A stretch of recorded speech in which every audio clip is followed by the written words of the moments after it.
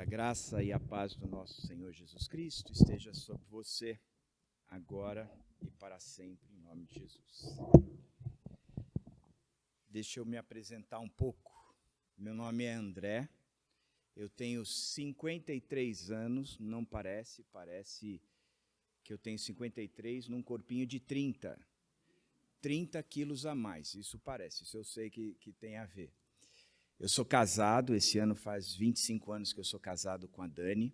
Nós temos 2 filhos, o Pedro com 22 e o Felipe com 20. Os 2 são estudantes de administração, estão terminando na metade do ano que vem, já trabalham, estão namorando, se Deus quiser.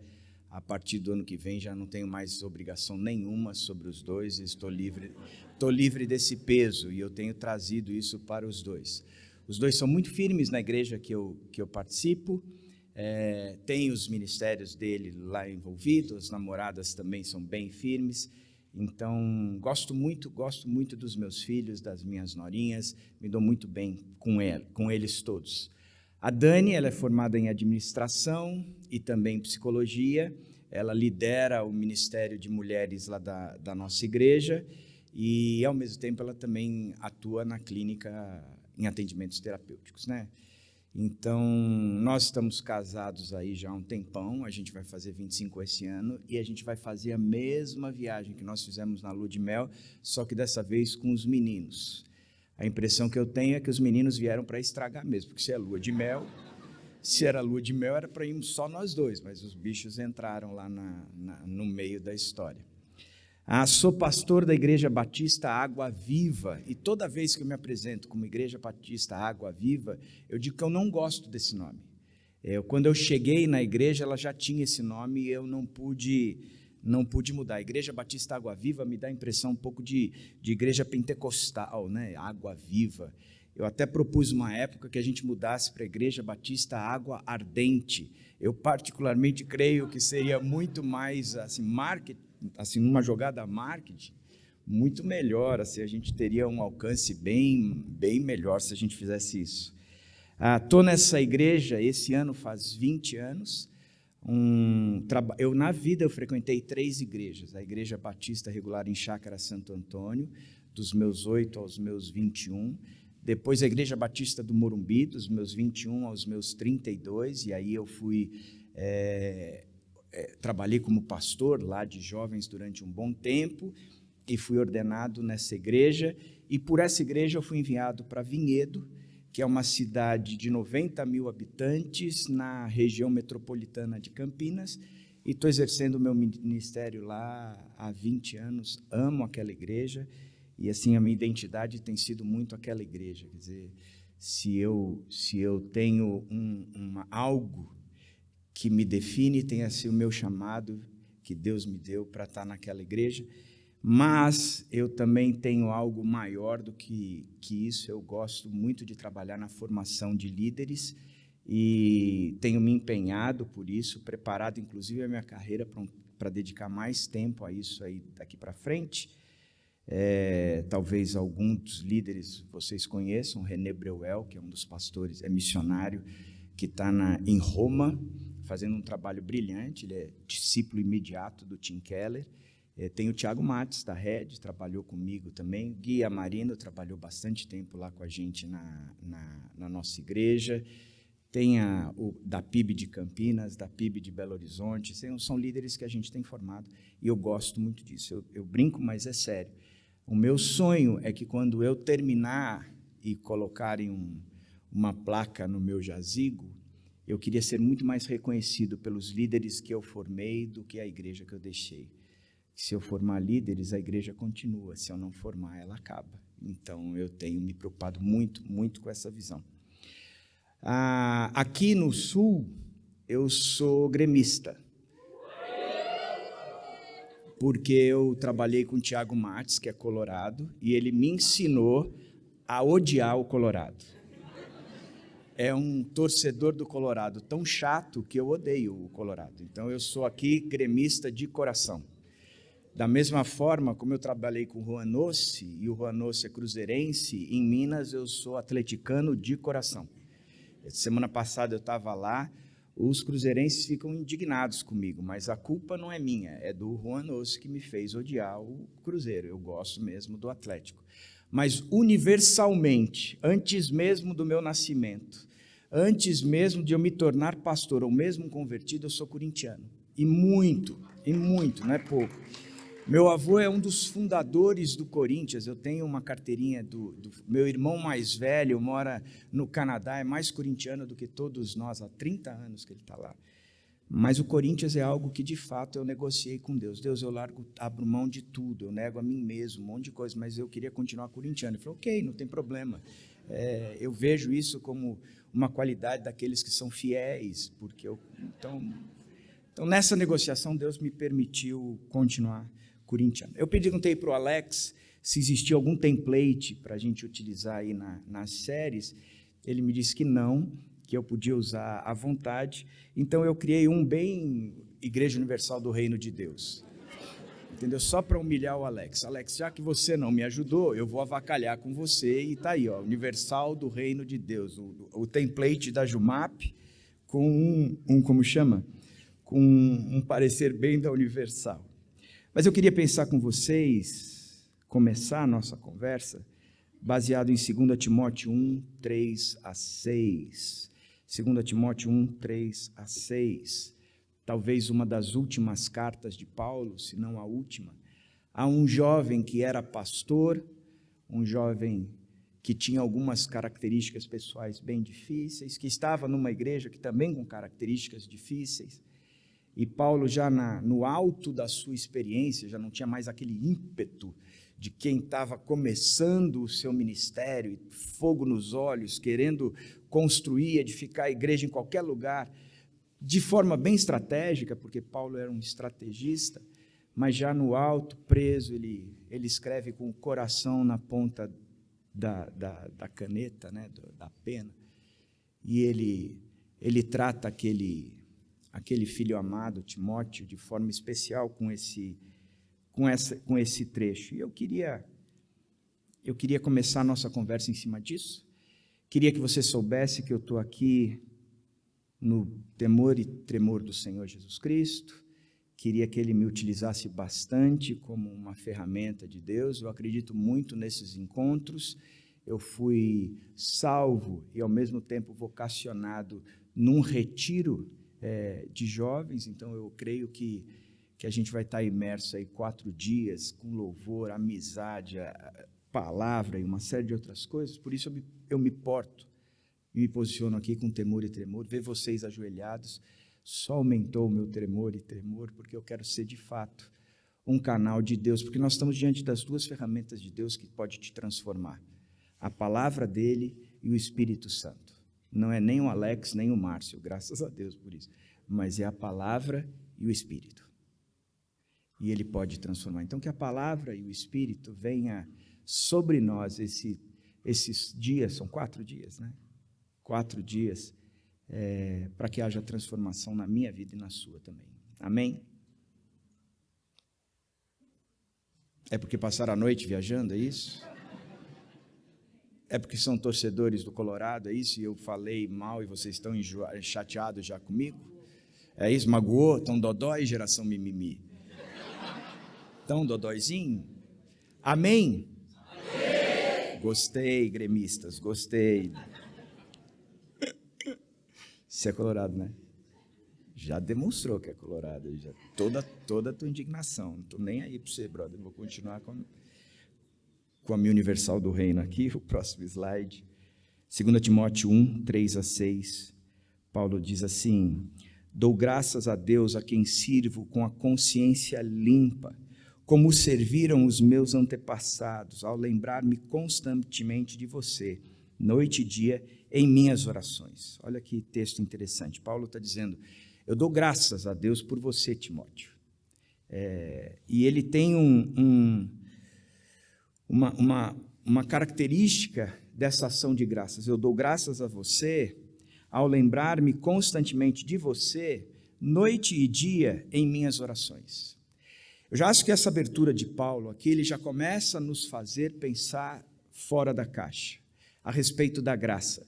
Porque Paulo não está dizendo que eu agradeço noite e dia pelo retiro que eu fiz, eu agradeço noite e dia pelas igrejas que eu plantei, eu agradeço noite e dia as viagens missionárias, eu agradeço noite e dia pelos naufrágios, pelos açoites. Ele diz, eu agradeço noite e dia quando eu me lembro de você nas minhas orações, constantemente eu tenho feito isso. Paulo mostra que o ministério dele, tanto que ele, nos últimos momentos da vida dele, ele escolhe escrever para uma pessoa. Ele tem a preocupação do ensino EAD, de trabalhar no coração daquele jovem pastor, fortalecendo aquele jovem pastor, porque ele traz lembranças muito boas a respeito desse jovem pastor, e por causa disso, ele agradece a vida dele, constantemente, de dia e de noite. Significa que o Paulo, ele sempre pensou em pessoas. Ele não pensou em programas, projetos e assim por diante. O coração dele era utilizar o que ele tinha para alcançar pessoas. As viagens missionárias, o tempo que ele gastava ensinando na sinagoga, e seja lá o que for, sempre foi com o objetivo de olhar pessoas, porque o reino de Deus são pessoas. Então, a gente tem que trazer isso na cabeça. E ele continua dizendo, lembro-me das suas lágrimas e desejo muito vê-lo, para que a minha alegria seja completa. Recordo-me da sua fé não fingida, que primeiro habitou em sua avó Lóide e em sua mãe Eunice, e estou convencido de que também habita em você. Por essa razão, torno a lembrá-lo de que mantenha viva a chama do dom de Deus que está em você, mediante a imposição das minhas mãos. Vamos olhar esse texto e entender o que é que Paulo olhava, que trazia tanta alegria para o coração dele, a tal ponto que ele se movimentava de dia e de noite, orando por Timóteo. Primeiro, qual era a fotografia que Timóteo tinha na cabeça? Ele diz, recordo-me da sua fé.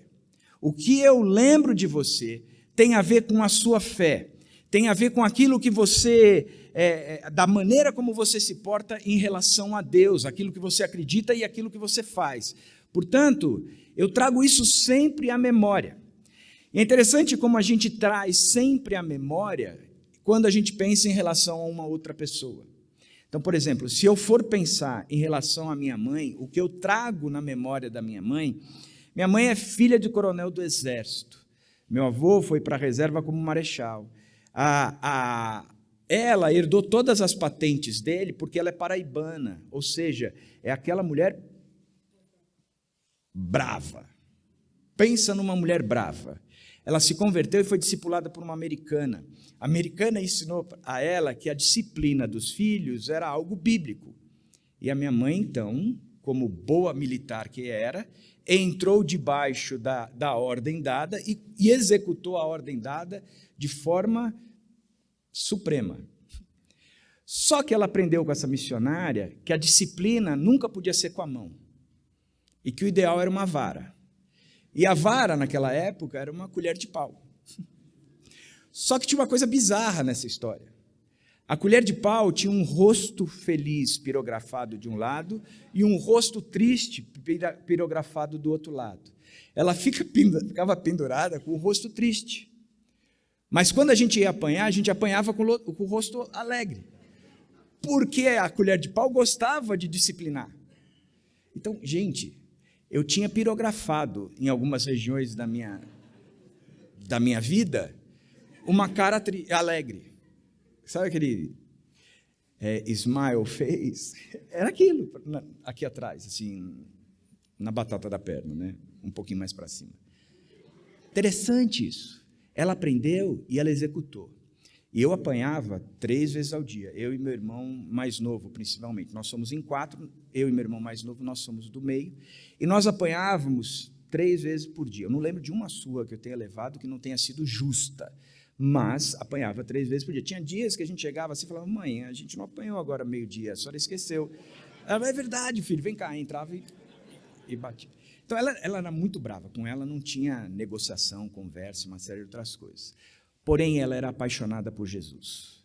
Se eu posso recordar algo da minha mãe, é ela sentada num sofá da sala, com óculos na ponta do nariz, a Bíblia aberta e devorando a Bíblia. Isso transformou tanto o coração dela, mesmo porque ela nunca me disciplinou de forma injusta, mas sempre foi com a melhor intenção possível. Ela queria me ver uma melhor pessoa e precisava corrigir aquilo. Mas a paixão por Jesus Cristo era incrível. E ela lia tanto, ela conhece a Bíblia de cabeça. E ela impulsionou isso num amor por pessoas. Toda quarta-feira em casa, ela abria a casa para mulheres e lotava a casa da gente. E aí eram 30, 40 mulheres aprendendo Bíblia com ela. As mulheres traziam as crianças. E eu e o meu irmão mais novo, nós tínhamos que ficar cuidando das crianças. Era um saco, gente. Era insuportável para nós. Esse galardão eu perdi, porque eu murmuro esse galardão a vida inteira. Eu não queria cuidar, minha mãe que obrigava. Entre cuidar das crianças e ter uma cara pirografada numa região da gente, eu cuidava das crianças. 40 mulheres. Uma vez por mês, ela trazia também os maridos, e aí trazia alguém para ensinar. Ela é nordestina, então ela fazia um vatapá, e os amigos amavam o vatapá, era famoso, então vinha e ela ofertava o vatapá, e aí trazia um músico, trazia um pastor, trazia um testemunho, e assim foi, sempre evangelista. Eu lembro que ela parece um pouco carro velho, onde prega. Ela é bem evangelista mesmo. Eu lembro, e as imagens que eu tenho, eu cresci no Guarujá, litoral paulista, dela sentada na beira da praia e pregando o evangelho para uma amiga dela, que faleceu há um ano e meio atrás de Covid, e aquela mulher chorando, aceitando Jesus Cristo, e a minha mãe brinca, e as ondas batendo na gente, parecia que já aceitava e estava sendo batizada, aceitava e estava sendo batizada. Mas ela sempre foi apaixonada.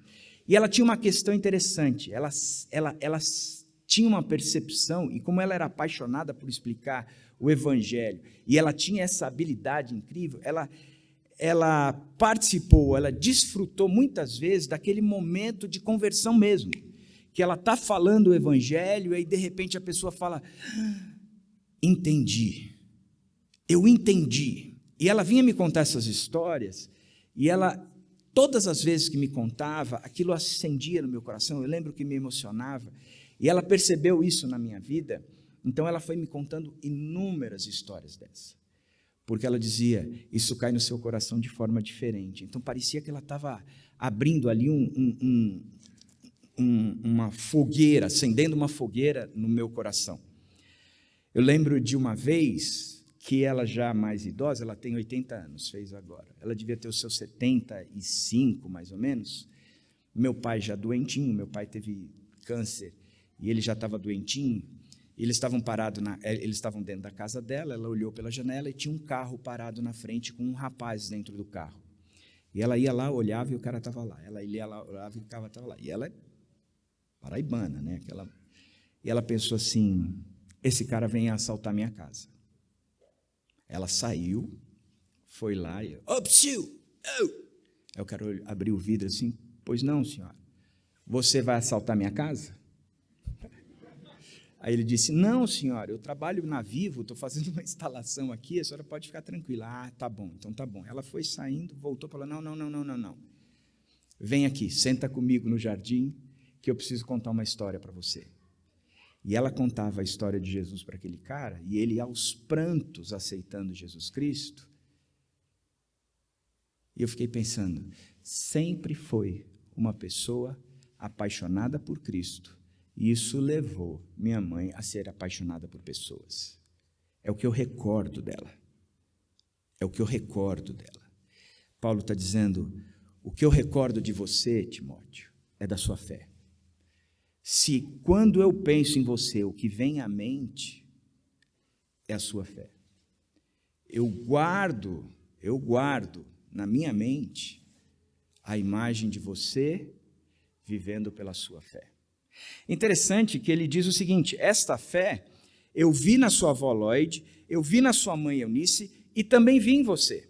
Dá a impressão de ser uma fé até de DNA, genética, que ele viu na avó, ele viu na mãe e ele viu nele também. na Lloyd, na Eunice e no Timóteo. Ele diz, olha que coisa interessante, é uma fé quase que familiar. Se o pessoal diz da maldição hereditária, que eu não acredito, porque se nós estamos em Cristo, as coisas velhas ficaram para trás, aqui quase que Paulo dá uma bênção hereditária, porque ele está dizendo, olha, o que eu vi ali, eu vi aqui e vi aqui. Eu vi nos três. Só que ele acrescenta o motivo pelo qual ele consegue enxergar nos três. Ele fala, primeiro habitou em sua avó Lloyd, depois habitou em sua mãe Eunice, e também habita em você, Timóteo. Então, existe um movimento do qual eu me torno habitação dessa fé. Não é algo imposto pela minha mãe, nem imposto pela minha avó, mas é algo que eu mesmo aceitei. Eu permiti que habitasse em mim, que fizesse moradia em mim, que ocupasse a minha vida. Eu escolhi, dentre tantas outras coisas, dizer, eu tenho fé num único Deus. E é nesse Deus é que eu vou continuar. Portanto, traz para Timóteo a responsabilidade dele ter nutrido a própria fé. Ele disse, a sua fé foi algo que habitou em você e você desenvolveu. Porque eu vi, eu recordo, eu me lembro, sei que esteve na sua avó Lloyd, também esteve na sua mãe Eunice, e agora também está em você. Portanto, ele recorda da fé, uma fé que estava na família, mas que tinha sido adquirida de forma individual. Habitou num, habitou no outro e habitou no outro. O que é que habita em você? O que é que domina a sua mente e o seu coração? Porque ou Deus domina, ou qualquer outra coisa dominará. Isso a gente pode ver no desenvolvimento dos 10 mandamentos. Primeiro mandamento, eu sou o único Deus, eu sou um Deus soberano. Segundo mandamento, você não vai ter para você ídolos, eu sou um Deus exclusivo. Depois ele vem descrevendo mandamentos como não matarás, não furtarás, não cobiçarás, não adulterarás e assim por diante. Porque ele não parte do princípio de que deveria começar, não furtarás, não dirás falso testemunho, não cobiçarás, não adulterarás, esqueci, estou velho. Por que ele não começa dessa forma? Porque estes pecados, a quebra destes mandamentos, só acontece porque Deus deixou de ser Deus na sua vida e você criou um ídolo. Por isso você mente, por isso você rouba, por isso você... Por exemplo, Davi diz, o Senhor é o meu pastor, o primeiro mandamento. Nada me faltará, o segundo mandamento. Qual é a conclusão disso? O meu cálice transborda, ele não quebra o 10º mandamento, não cobiçarás. Eu tenho tudo o que eu preciso. Na verdade está sobrando, o cálice transborda. Agora, se Deus não fosse Deus, para ele teria criado ídolos. E aí ele estaria cobiçando isso. A gente vai ver daqui a pouco. Mas presta atenção. Ou Deus é Deus, ou você tem criado ídolos na sua vida. Ou Deus é Deus, ou alguma coisa está ocupando o lugar de Deus na sua vida. Agora, a fotografia que Paulo tinha de Timóteo era essa. Eu me recordo da sua fé não fingida. E que ela habita em você. Eu tenho essa fotografia na minha cabeça de forma muito clara. A segunda característica, a coisa que para mim o texto me ensina, é que eu me recordo da sua fé não fingida. Eu me recordo da sua fé não fingida. O que isso significa? Significa que existe uma fé fingida. Porque se não existisse, ele não precisaria falar isso. Concorda? Existe uma fé de aparência. Existe uma fé que não habita. Eu gosto disso e sempre comparar com os 10 mandamentos. O que é uma fé não fingida? Quando o 3º mandamento diz que eu não vou dizer o nome de Deus em vão, em geral, e eu fui educado, crendo que falar o nome de Deus em vão é que eu não poderia dizer o nome de Deus de forma aleatória. Estou dirigindo o carro e alguém me fecha, eu digo, ai meu Deus, aí você tem que bater na boca e dizer, puxa vida, falei o nome de Deus em vão. Aí você leva um susto e diz, Jesus! Aí, opa, falei o nome de Deus em vão. Não. que eu entendo na Bíblia é que falar o nome de Deus em vão é quando eu digo, o Senhor é o meu único Deus e eu não tenho ídolos. Mas isso não é verdade na minha prática. Então eu estou falando o nome de Deus em vão. Quando aquilo que eu digo não condiz com aquilo que eu pratico a fé. Isso é o nome de Deus em vão. Então, o que Paulo está dizendo é, eu me recordo da sua fé que não é inventada, que é real. Uma fé que você vive de fato, que você não forja. Uma fé que você crê de fato e não inventa. Eu me recordo da sua fé não fingida. Se a primeira pergunta é, o que habita em você? A segunda pergunta é, que tipo de fé habita em você? Uma fé não fingida ou uma fé fingida? E, gente, isso é uma coisa que a gente precisa entender, que isso se aplica a nós, cristãos. Porque fé é algo que se trata dentro daquele que acredita. Não está falando para o mundo. O mundo não tem fé. Andar com fé eu vou, café não costuma falhar. É um cara que é viciado em cafeína. Café não costuma falhar. Eu acho ótimo essa piada, gente. Vocês podem rir, eu sei que vocês estão querendo rir. Andar com fé eu vou, com a fé não costuma falhar. Que fé é essa? Não costuma falhar em que sentido? Porque se Deus não é Deus, a minha fé, ela tem a ver com aquilo que eu quero, e não com o que Deus quer. Ouve os nossos pedidos de oração nos nossos pequenos grupos. Se não tem a ver com pedidos de oração para alimentar os nossos ídolos, e não pedidos de oração por uma confiança no próprio Deus. Ouve. Então ele está dizendo, eu me recordo da sua fé não fingida. Agora, no que se baseia esta fé?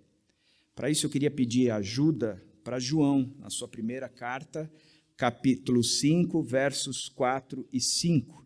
E o texto diz assim, o que é nascido de Deus vence o mundo, e esta é a vitória que vence o mundo, a nossa fé. Quem é que vence o mundo? Somente aquele que crê que Jesus é o Filho de Deus. Esse é um texto que, para mim, esclarece muito o conceito da fé. O que é nascido de Deus vence o mundo.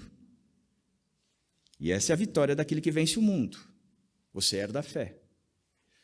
Somente aquele que crê em Jesus é o Filho de Deus. E esse é o que vence o mundo. Então o texto começa mostrando uma característica interessante. O que é nascido de Deus vence o mundo. Quem é que vence o mundo? Somente aquele que crê que Jesus é o Filho de Deus.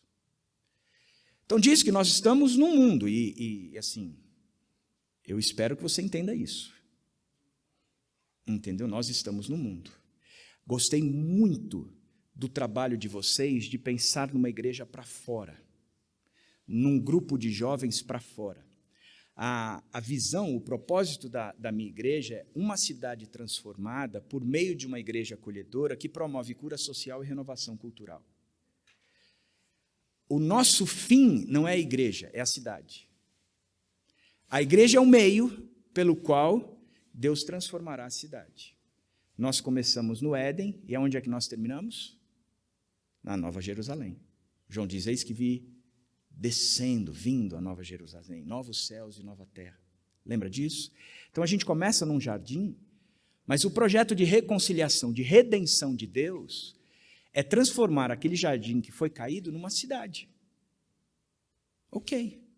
Então o meu objetivo não é ficar transformando, criando uma igreja que é um jardim. Vem para cá, que aqui ninguém vai te pegar. Não sei, a geração de vocês é muito Nutella, nunca brincaram de esconde-esconde, pega-pega, essas coisas assim. Vocês ficam no videogame, FIFA, Call of Duty, como é o nome daquele que você pula do aviãozinho assim e tem que usar uns skins? Free Fight, não. Fortnite, cara. Eu fico vendo meus filhos ali, eu falo, cara, vão andar de skate, vão jogar bola, e eles jogam. Eu nunca joguei videogame na minha infância, porque minha mãe não deixava. Porque eu, quando casei, no primeiro ano de casamento, no dia dos pais, a Dani me deu um videogame. Eu fiz, cara, eu me viciei. Eu ia para as reuniões anônimas dizendo, boa noite, meu nome é André Fontana, eu sou um viciado em videogame. Naquela época, o Nintendo 64, Zelda vai ter na eternidade, eu tenho certeza. Cada lar celestial vai ter um videogame com a Zelda, eu tenho certeza disso. Nós estamos no mundo. A visão da nossa igreja é preparar a igreja para que ela vá para o mundo. O conceito que a gente tem de igreja é um conceito meio de agropecuária, assim, é de rancho. Nas épocas antigas, o trabalhador saía de casa com a enxadinha no ombro e uma marmitinha pendurada na ponta da enxada e chegava no rancho. Uma construção de 3 paredes e um telhadinho. E ali dentro tinha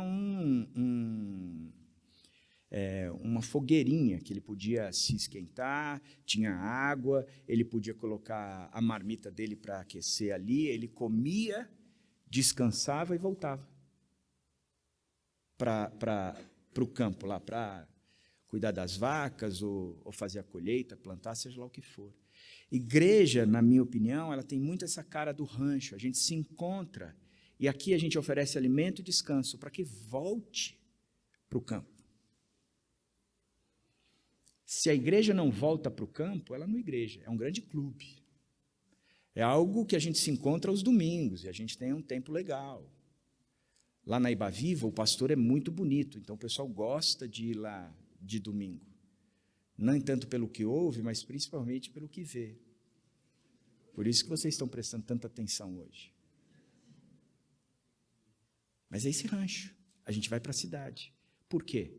Porque a cidade precisa ser transformada. Porque existe o que é comum dizer, o zeitgeist, o espírito do nosso tempo, que é caracterizado pelo nosso tempo. A geração de vocês é diferente da minha geração. Tem o espírito da sua geração, que tem regido a sua geração. E é contra ele que nós precisamos ir lá. Que tem a ver com o diabo, mas também tem a ver com os valores do mundo. Tudo isso alimentado pelo egoísmo do próprio homem, que é esse coração maldoso que a gente chama de carne. E a gente precisa lutar contra tudo isso. E ele diz, o que é nascido de Deus vence o mundo. Quem é que vence o mundo? Somente aquele que crê que Jesus é o Filho de Deus. Então ele fala, o que é nascido de Deus vence o mundo. E quem é que vence o mundo? Aquele que crê que é nascido de Deus. O início da gente é um novo nascimento. Efésios diz que nós estávamos mortos nos nossos próprios pecados e delitos. Você entende o que é morto? Meu pai faleceu há 4 anos, e eu e meu filho mais novo que tivemos que trocá-lo ali, prepará-lo para o funeral. Ele estava deitado numa mesa, assim, e eu podia falar o que fosse com ele. Ele não sabia, ou não entendia, estava impossibilitado de interagir comigo em qualquer sentido. No ouvir, no falar, no ver, no tato, na demonstração de afeto. Qualquer coisa que eu fizesse para o meu pai, não valia de nada. Não significava, era muito mais meu para ele, trocá-lo bonitinho, do que para ele. Se eu o enterrasse com a camisa do Inter, ele ia dizer, estou morto mesmo. Não valeria de nada. Vocês estavam mortos. O que quer que Deus fizesse, a gente não percebia. Porque o nosso pecado nos distanciou de Deus. A gente sempre leva para o conteúdo de que é nós que não chegamos em Deus. Então, qualquer coisa que a gente falasse, Deus não nos ouvia. Mas o cristianismo é bonito porque não parte nada de você nem de mim. Não tem nada a ver com a gente. O novo nascimento significa que Deus me tirou deste mundo e agora, qualquer coisa que Ele fale, que Ele diga, que Ele promova, que Ele me toque, eu sinto. Porque agora eu tenho vida para com Ele, e foi Ele quem me deu essa vida. Nunca foi o contrário. E eu tenho uma preocupação absurda, porque principalmente no Brasil, a gente gosta de intermediações. Por exemplo, eu não sei se eu cheguei em Deus. Então, se eu não sei se cheguei em Deus, eu sempre estou inseguro. E se você perguntar para a maior parte das pessoas, você morreu hoje, chegou na porta dos céus, está Deus sentadinho ali na porta da eternidade, e Ele vira para você e diz, por que é que eu tenho que deixar você entrar numa eternidade aqui? Você pensa, uma eternidade com Deus ou uma eternidade sem Deus, eu quero entrar aí. Mas o que eu vou responder para esse Deus? A maior parte das pessoas respondem o seguinte, olha, entre os erros e os acertos, eu acertei mais do que errei. O saldo é positivo. Ou eu não mereço entrar. Então eu não vou passar a eternidade aí. Por quê? Porque continua achando que o mérito é dele. Da mesma forma, quando a gente está morto, a gente está achando que nós precisamos fazer alguma coisa para ouvir Deus, que nós precisamos fazer alguma coisa para Deus me ouvir, sentir Deus, enxergar Deus, mas nós estamos mortos. O único que se movimenta aqui é Deus, eu estou morto. Portanto, o único que podia fazer alguma coisa era o próprio Deus, porque eu estou morto e o morto não faz nada. E o que é que Deus faz? Ele desce dos céus e vem até nós. Ele vem e não o contrário. Por isso a gente nunca sabe se chegou lá. Nunca sabe. A não ser por intermédio de Jesus Cristo. Porque Ele diz, eu sou o caminho, a verdade e a vida. E a gente tem uma predisposição danada no Brasil de fazer uma triangulação. Por exemplo, os católicos. Existe Maria. E a fé católica ela é muito forte em Maria, mais do que os próprios santos. É Maria, a intercessora da gente. Como eu posso até estar batalhando por ser uma pessoa boa. Até fazer o seminário católico eu posso estar fazendo. Mas eu nunca sei se eu cheguei lá. Então eu sempre fico nessa dúvida. Então eu triangulo. Maria, cheguei. E numa questão qualquer, eu acredito que ela está dizendo, fica tranquilo porque eu estou falando de você para ele.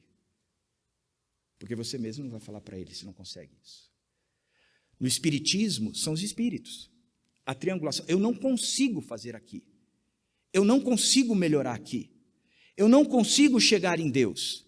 Eu tenho que reencarnar muitas vezes, até estar preparado, evoluído, que aí eu chego em Deus. Mas hoje eu não sei se eu cheguei. Então os espíritos, pode ficar tranquilo. Nós fazemos essa triangulação com Deus ou com outro mundo, dando a garantia de que você está no caminho certo. O povo evangélico usa muitos pastores. Pastor, vem aqui na minha casa orar pelo meu carro. Primeiro, por que é que você não traz o seu carro aqui? Por que é que eu tenho que ir para aí? Mas deixa de ser folgado. Segundo, por quê? Por quê? Você acha que a minha oração vai pagar IPVA? Vai garantir seguro? Que quando você chegar na bomba, a gasolina vai estar R$2? Cara, a minha oração é igual à sua. Não me coloque num pedestal do qual eu não preciso. Por isso que eu brinco. Você não precisa me chamar de pastor, mas falo sério. Eu sou André. Eu tenho uma função dentro da minha igreja.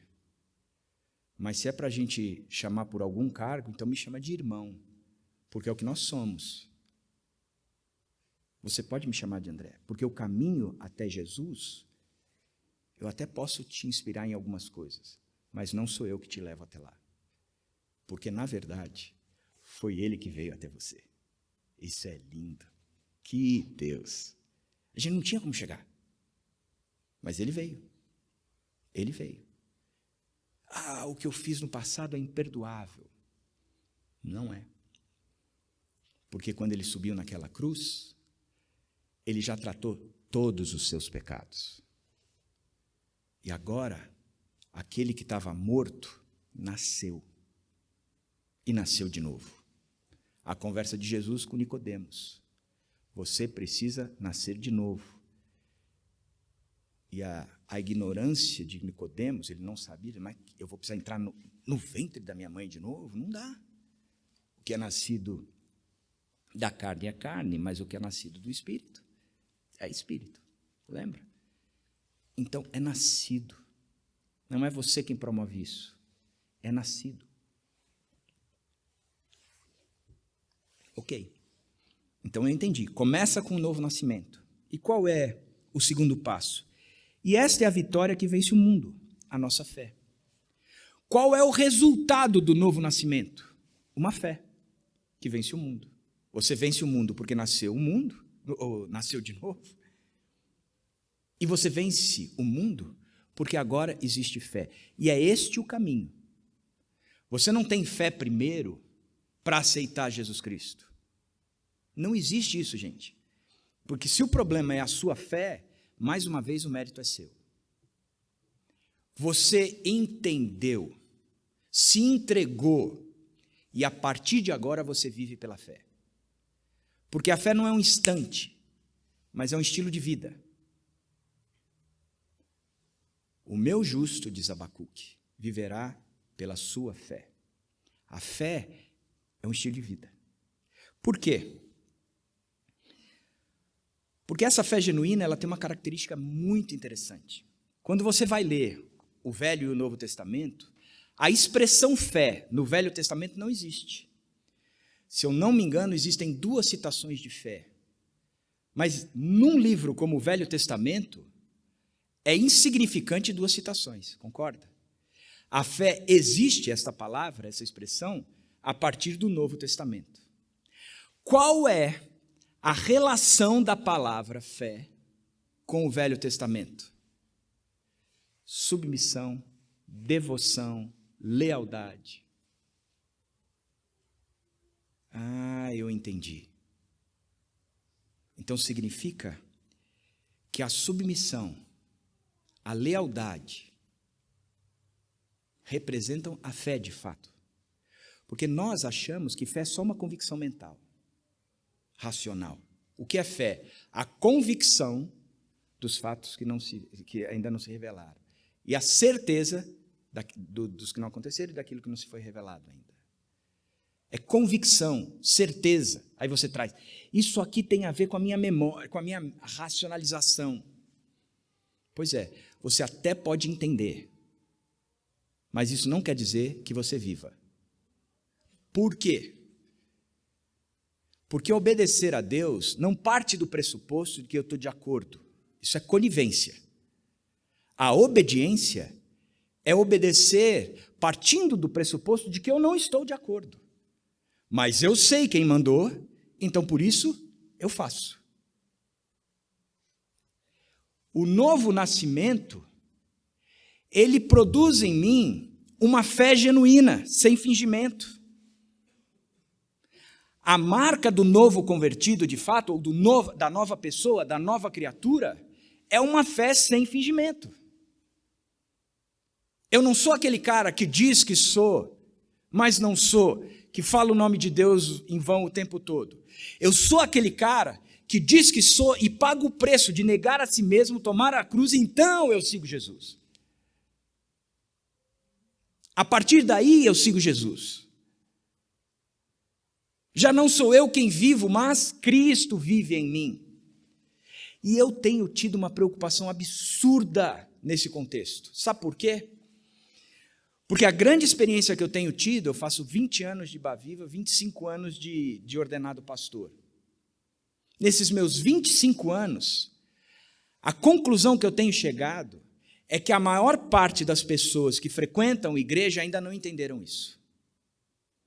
Continuam com uma fé fingida, mas não têm Jesus como Senhor e Salvador da própria vida.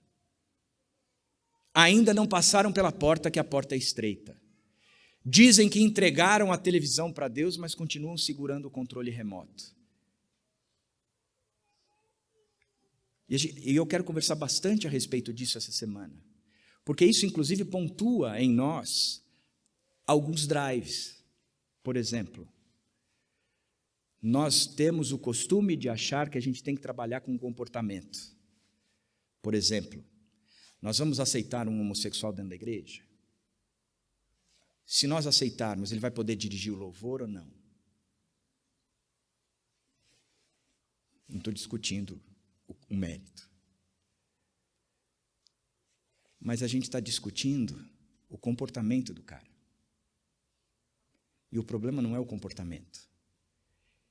Pelo comportamento ele tem dado fruto. Ele precisa de Jesus Cristo. Eu tenho que voltar lá atrás. Lá atrás. Ele precisa nascer de novo. E a minha preocupação não está com o que ele faz. Porque a mesma preocupação que eu tenho com ele, eu tenho tido com a maior parte dos cristãos, que se dizem cristãos. Porque continuam com comportamentos que não são adequados, não vivem pela fé, e uma fé genuína. É uma fé fingida, e não sem fingimento. Estão entendendo? Ou não? Os gremistas estão entendendo? E os colorados? Nós, corintianos, estamos entendendo muito. Interessante isso, né, gente? Como nos faz pensar fora da caixa. Porque a graça nos leva para fora da caixa. Eu não estou preocupado tanto com a instituição, eu tenho que me preocupar. Mas eu estou preocupado pela salvação e santificação do outro. Por isso que Paulo dizia, eu me recordo com alegria, agradecendo a Deus sempre, dia e de noite, pela fé não fingida que habita em você, Timóteo. Ele em nenhum momento disse, eu me recordo da igreja de Éfeso aí que você está organizando e estruturando. Nem para Tito, eu me recordo da igreja de Creta que você pegou, que estava em caos, e ainda instituiu líderes. Ele diz, eu me recordo da fé sem fingimento. De fato você é uma nova criatura, e de fato você vive uma fé sem fingimento. E aí, nós podemos nos perguntar, né? O que significa viver de fato, ou vencer o mundo? João continua dizendo no capítulo 2, verso 16, dizendo, pois tudo o que há no mundo, a cobiça da carne, a cobiça dos olhos e a ostentação dos bens, não provém do Pai, mas do mundo. Significa que o mundo traz marcas para aqueles que o seguem. E que Cristo traz marcas para aqueles que o seguem. Certo? Certo. Quais são as marcas do mundo? A cobiça da carne, a cobiça dos olhos e a ostentação dos bens. Se eu virar para você e falar assim, defina o que é isso aí, cara, a gente vai entrar numa bagunça, vai uma pessoa falar uma coisa, o outro vai falar outra coisa, e eu acho difícil a gente chegar num senso comum. Mas eu gostei de uma definição do Piper, que ele diz, a cobiça da carne e a cobiça dos olhos é o desejo do que não tenho. Eu não estou satisfeito com o que eu tenho, então eu cobiço. A minha vida tem um vazio, então eu cobiço. Eu não estou realizado, então eu cobiço. Eu olho para outra pessoa e eu digo, ele tem uma vida melhor do que a minha, então eu cobiço. Isso significa que Deus não é suficiente para mim. Eu preciso de algo. E esse que eu preciso, eu cobiço, porque eu não tenho. Mas se Deus é Deus e eu não tenho ídolos, isso não acontece. Opa, eu continuo desejando o que eu não tenho. E essa é uma das marcas do mundo. Então eu vivo contente. Meu filho mais velho, ele quer ser pastor. E eu estabeleci uma regra para ele, falando, ok, eu tenho dificuldades do cara com 17 anos entrar num seminário, estudar 5 anos, 4 anos. Eu acho que a teologia tem que vir um pouco mais madura. E eu acho que em experiências fora do mundo acadêmico, teológico, é interessante para você. Você vai fazer qualquer outro curso. Ele falou, tá bom. E aí ele começou estudando Direito, foi fazer um intercâmbio na Irlanda, um intercâmbio com uma agência missionária. Chegou lá, o chamado dele ficou evidente, e ele me ligou dizendo, pai, eu não quero continuar com Direito. Faltam 3 anos e meio para mim.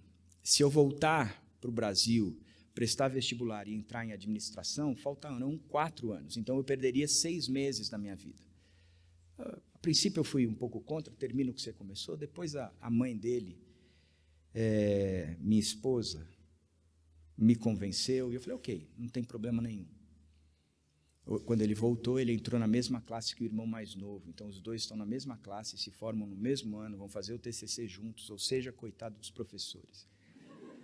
E ainda o melhor amigo deles também está na mesma classe. É uma enrolação do caramba, mas esses dias ele chegou para mim e falou assim, e ele tem essa fome de querer pastorear, ele lidera os jovens lá em Baviva. Eu odeio o que eu faço, eu odeio o que eu estudo. Eu falei, então, você tem que entender que Deus está te trabalhando muito agora. E trabalhando em você para que você se torne pastor. Eu não creio que esse tempo que você está gastando é um tempo que necessariamente vai te formar profissionalmente. Muita coisa você vai aproveitar. Mas esse tempo Deus está formando o seu caráter e a sua fé. Sabe por quê? Porque você precisa aprender a viver contente em toda e qualquer circunstância. Isso é espiritual.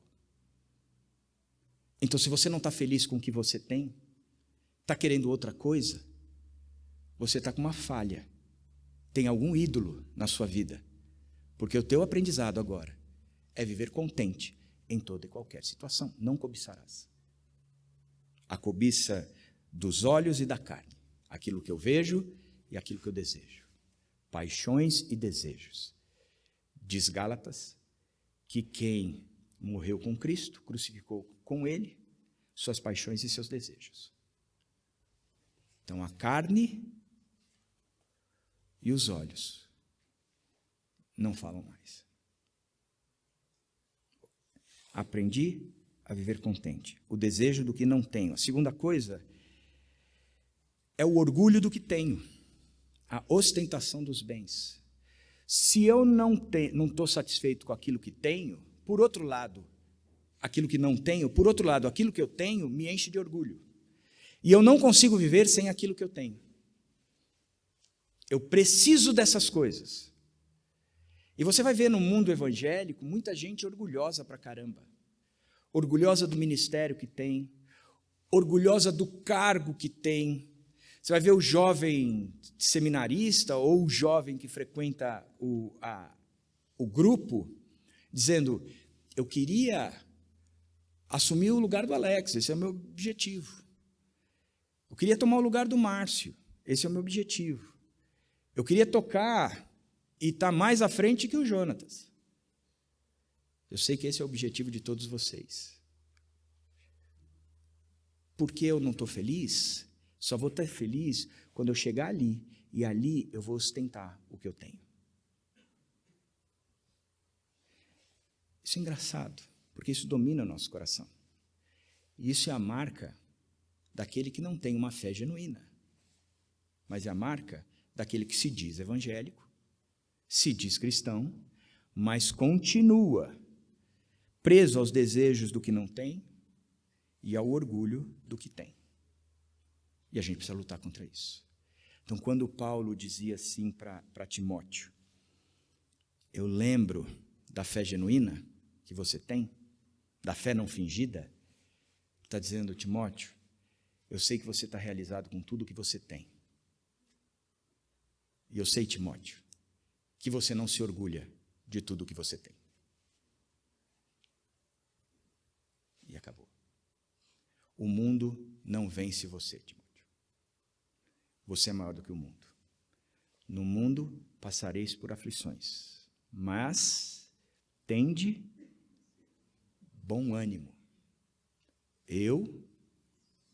Pode falar, eu sou um pastor que eu tenho 25% de perda de audição.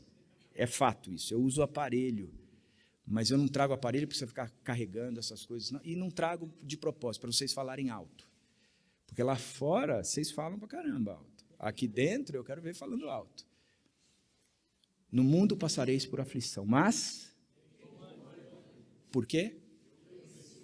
Eu venci o mundo. O mundo já é vencido. A carne não nos domina. O pecado não domina a nossa carne. O novo nascimento me dá a possibilidade de não estar mais debaixo do domínio do pecado. Eu estou livre. Eu era assim, E agora, o que era não me domina mais. Uma fé não fingida. E o texto continua trazendo um resultado esperado. Lembro-me das suas lágrimas. E depois ele diz, torno a lembrá-lo de que mantenha viva a chama do dom de Deus que está em você. Ele mais uma vez recorda algo em relação a Timóteo, e depois ele recorda Timóteo em relação a algo dele. Primeiro ele diz, lembro-me das suas lágrimas. Quais lágrimas eram essas? A gente não sabe direito, mas quando a gente pega alguns estudiosos, dizem que 1 Timóteo 1,3, Paulo diz, partindo eu para Macedônia, roguei que você, Timóteo, permanecesse em Éfeso. Então, de uma certa forma, ele está rogando. O rogando significa que ele pôs intensidade, porque havia oposição em relação ao que ele estava pedindo. Então, eu roguei, porque parece que você não queria. Eu pedi com veemência, porque você não estava afim. Eu precisei rogar. E os estudiosos têm dito que esta separação traz à mente de Paulo essa despedida que provavelmente Timóteo faz aos prantos. Timóteo era um sujeito fragilizado fisicamente, tanto que Paulo diz, você precisa tomar vinho por causa das constantes dores de estômago que você tem. Timóteo era alguém que tinha uma dificuldade de liderança, por isso que Paulo diz, Deus não te deu espírito de covardia. Da mesma forma como ele manda uma carta dizendo, tomem providências, se Timóteo for, tomem providências para que ele não tenha nada que temer enquanto estiver com vocês, pois ele trabalha na obra do Senhor, assim como eu. Ele estava numa igreja que era complicada, que porque ele era novo, o pessoal não respeitava. 4:12 diz, ninguém o despreze pela tua pouca idade, pelo contrário, torna-te padrão aos fiéis, no amor, na palavra, no procedimento, na fé e na pureza. Então, Timóteo vivia uma situação pessoal e situacional bem complicada. E Paulo diz, eu lembro-me das tuas lágrimas, eu lembro-me do teu sofrimento. E essa segunda carta de Timóteo, ela é encharcada de falas a respeito do sofrimento. Ou seja, o sofrimento é um dos temas desta carta. Paulo diz o seguinte, 2 Timóteo 1,16, o Senhor conceda misericórdia à casa de Onesíforo, porque muitas vezes ele me reanimou e não se envergonhou porque eu estava preso. Capítulo 2, verso 3, suporte comigo os meus sofrimentos como bom soldado de Cristo. Bom soldado, nós estamos numa guerra, não dá para recuar nem desertar. Então, suporte comigo os sofrimentos. 2, 9 e 10, pelo qual sofro e estou preso como criminoso. A própria injustiça de um cara preso por causa do evangelho, ele é considerado como criminoso. Contudo, a palavra de Deus não está presa. 11, 12, se morremos com ele também viveremos. Se perseveramos com ele, também reinaremos. Ou seja, a carta está repleta de sofrimento. Repleta de sofrimento. Qual é o sofrimento de Timóteo? E aí entra uma característica da fé genuína, da fé não fingida. Nós vamos para os nossos pequenos grupos trazer as nossas orações daquilo que tem nos causado sofrimento. O que é que nos causa o sofrimento? A minha namorada me abandonou. Eu estou encalhado mais uma vez. E eu gostava muito dela. Eu estou sofrendo pra caramba. O meu namorado não apareceu ainda. Desde que eu nasci, ele nunca se revelou para mim. Não sei nem se ele nasceu. E se ele não nasceu, eu espero a doutrina espírita, uma encarnação de alguém aí, gente, porque tem que aparecer logo. Não dá para esperar. Então eu quero que vocês orem por isso. Eu quero que vocês orem porque eu estou desempregado e eu preciso arrumar um emprego. Eu quero que vocês orem porque eu bati o carro e o sujeito não quer pagar o conserto. Eu quero que vocês orem porque eu estou com uma dificuldade com os meus pais. Eu quero que vocês orem porque eu vou entrar em semana de provas E como eu não estudo nada, eu acredito no poder do Espírito que me fala, lembrar todas as coisas que Ele já me ensinou. Eu quero que vocês orem, porque eu tenho um projeto novo na empresa e eu preciso vencer tudo isso. Isso é sofrimento, gente. Eu quero que vocês orem pela minha saúde. Isso é sofrimento bíblico. Paulo diz assim: por isso, tudo suporto por causa dos eleitos, para que também eles alcancem a salvação que está em Cristo Jesus. O que é sofrimento bíblico? É aquele que sofre pela salvação do outro. João 15. Sabe por que vocês não têm nada? Porque aquilo que vocês pedirem em meu nome, desde que sejam frutos que permaneçam, o meu Pai lhes dará. E, sinceridade, nós temos pedido tudo a Deus e Ele tem nos dado? Não, porque a gente não sabe pedir. A gente não pede para o reino, a gente pede para o nosso reino. A fé genuína é aquela que pede para o reino. Quanto tempo eu tenho? Quanto tempo eu tenho? Mais 10 minutos? Ok. Vocês que lideram, se vocês quiserem sair, porque eu vou gastar uns 20 aí, numa boa assim com vocês. Mentira, 10 minutos eu termino. Por isso suporto tudo, tudo. Ou seja, o sofrimento por causa de Cristo, fruto de uma fé genuína, é aquele que entende que está onde está para promover o reino, salvação. O cara é homossexual. Eu não vou tratar o comportamento dele, mas tem algo no coração que precisa ser tratado. Eu preciso tratar o coração dele. Eu vou falar sobre moralidade sexual, que tem a ver como é que nós nos impulsionamos nesse sentido, porque eu acho pertinente a vocês que são jovens, e aí eu vou pontuar essa história. Porque hoje nós estamos batendo muito forte numa das facetas da imoralidade sexual. Mas quantos de vocês têm casado virgem? Eu tenho feito casamentos que eu conto no dedo. Quantos casamentos de gente virgem? Isso é imoralidade sexual. Só que a gente está batendo muito no outro. E tem muita gente na imoralidade sexual que continua liderando igreja, dirigindo louvor, tocando na música, dirigindo pequeno grupo, abrindo a porta da casa para PG. Significa que eu vou trabalhar para este cara ser salvo. Eu vou sofrer por este cara para que ele seja salvo. Porque o que está em jogo é a eternidade dele e não o meu sucesso, o que eu tenho e o que eu não tenho, mas desejo ter. Tem a ver com a salvação do povo. É esmurrar o próprio corpo para que Jesus brilhe na nossa vida por causa dessa pessoa, por causa dele, por causa desse meu colega de trabalho. Eu estou dentro de onde eu estou dentro, seja da minha faculdade, seja do condomínio, do prédio que eu moro, seja da igreja que eu estou, seja do serviço onde eu trabalho.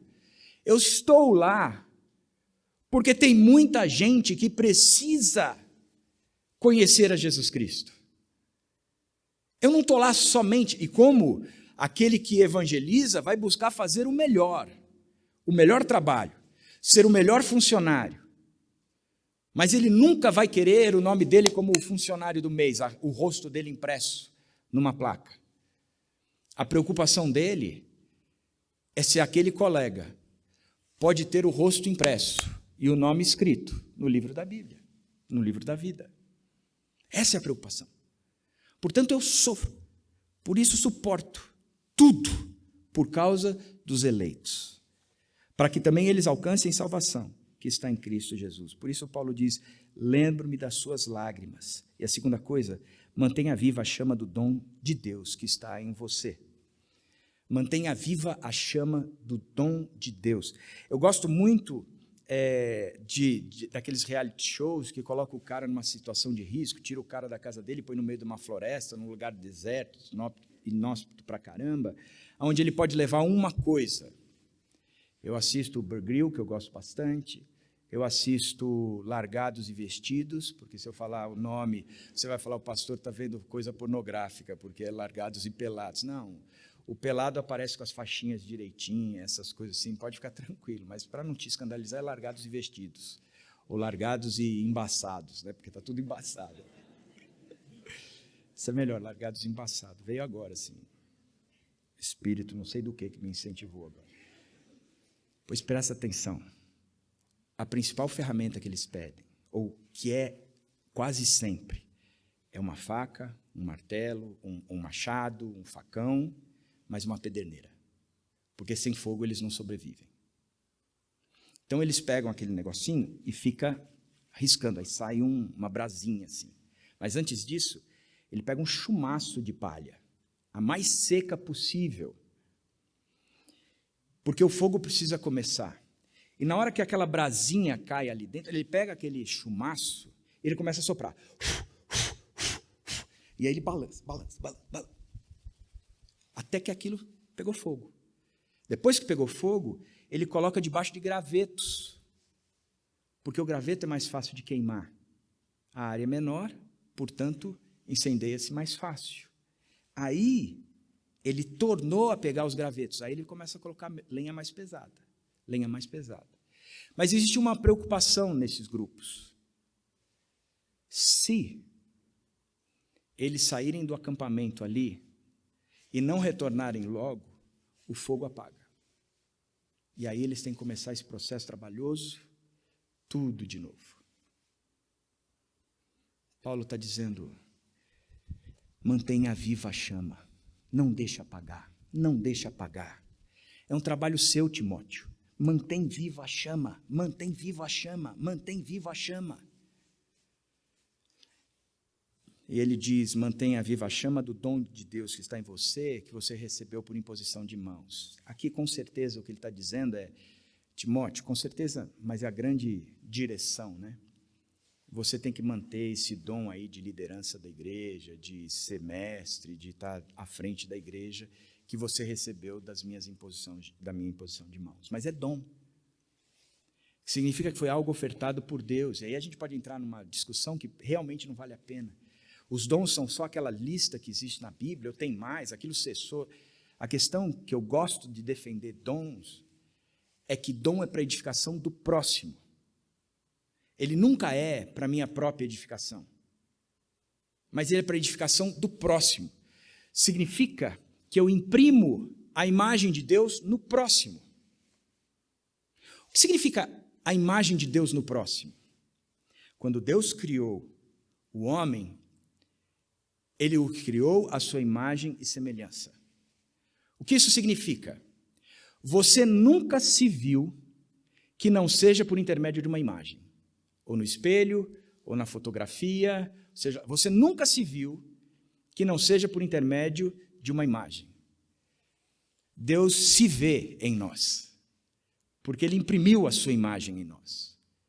Significa que aquele cara caído, dominado pelo pecado, por uma disposição interna, que é as vontades e os desejos, alimentado por uns valores do mundo, e também empurrado pelo diabo, ele vai ficando para trás.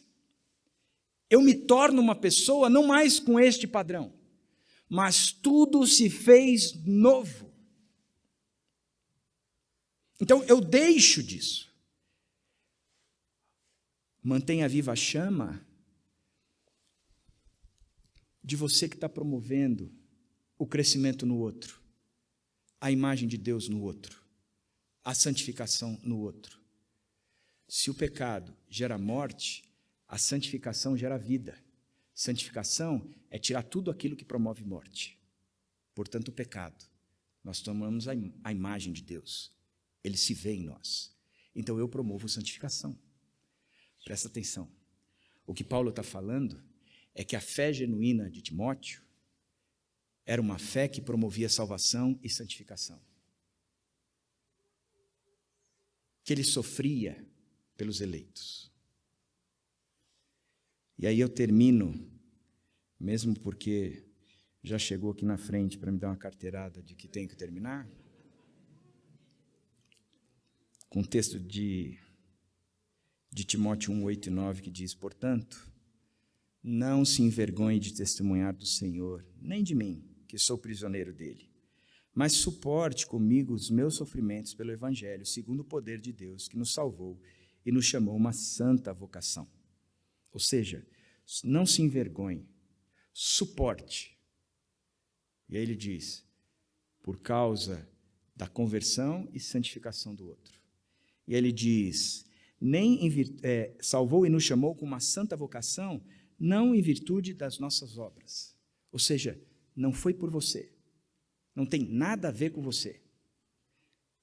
Mas por causa da sua própria determinação e graça. Essa graça nos foi dada em Cristo Jesus. O que isso significa? A graça nos impulsiona para fora. A graça não permite que a gente continue em si mesmo. A graça de Deus é entender que Ele me alcançou, portanto eu vivo para ser ponte entre o outro e Deus, na salvação, no novo nascimento e numa fé não fingida. É para isso que eu vivo, dessa forma que eu vivo. E a gente vai trabalhar esses dias em cima dessa graça que nos impulsiona, tanto questão teórica, como também dar um olhar prático para tudo isso. Feito? Vai, Corinthians!